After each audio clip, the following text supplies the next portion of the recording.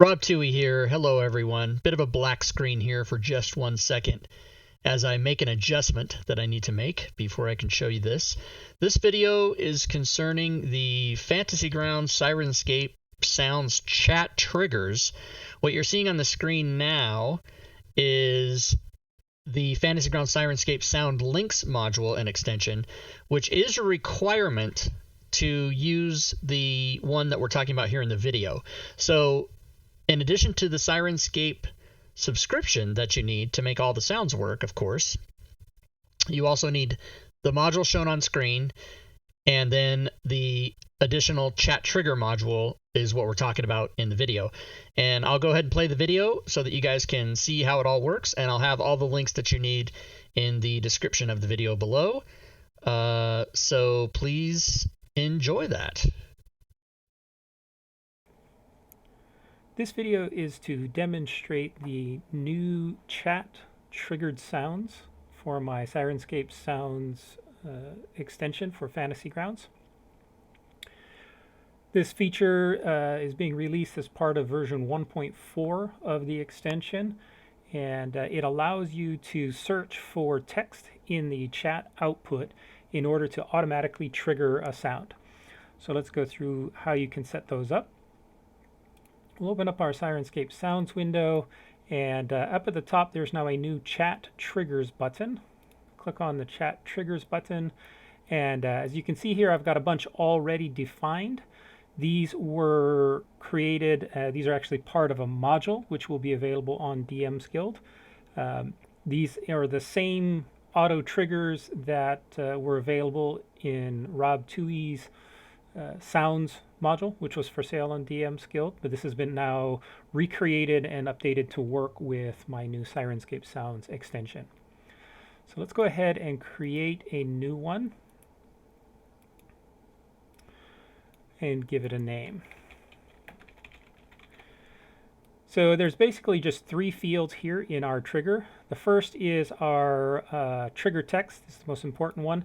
This is the text that it's going to look for in the chat. So I'll type in, just say test to trigger, go ahead and trigger something. And that's the text that it will look for. Now, the text here is case sensitive. So in this case, it will match lowercase t-e-s-t, but not an uppercase t. Also, there is a checkbox here for use regular expressions for this trigger. Regular expressions are a much more powerful way of writing out pattern matching strings. If you're interested in that, more information on that, Google up the Lua pattern matching tutorial or pattern matching instructions, and there's a lot more information. There's a link to that also in the instructions that are included with the module and extension.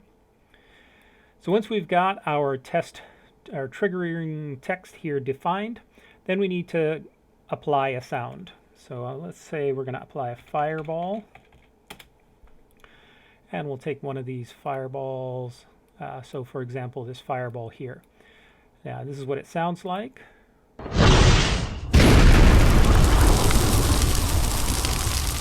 So to make this auto trigger based on text in the chat, we want to go ahead and grab the link to the fireball sound record and just drop it here on that circle.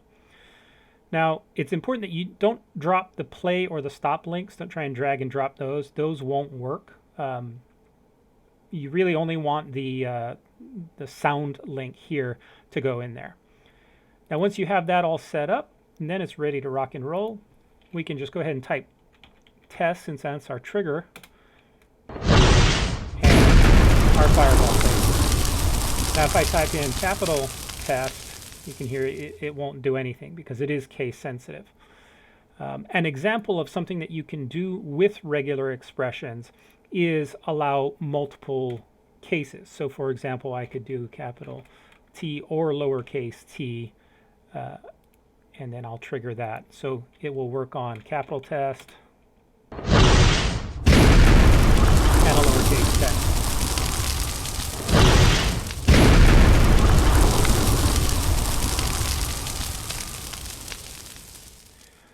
So I wanted to demonstrate some examples of the ones that are available or possible that are from Rob's sound modules that I've converted over.